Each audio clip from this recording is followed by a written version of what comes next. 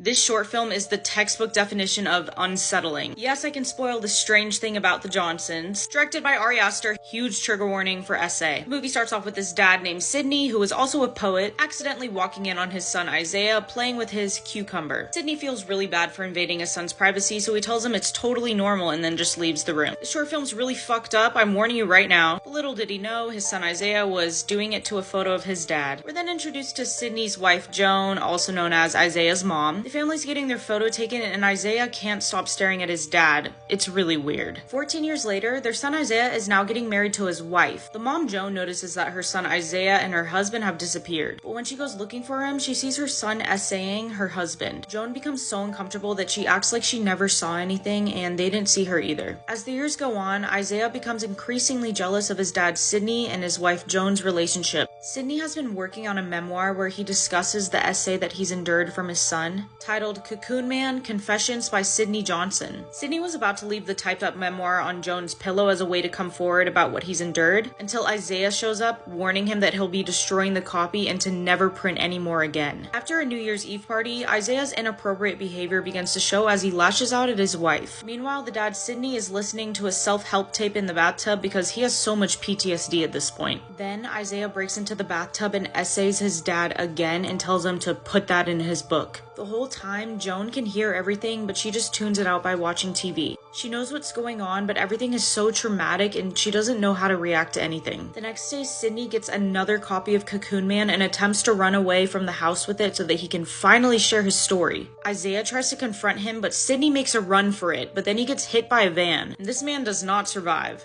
Yeah, this movie went there.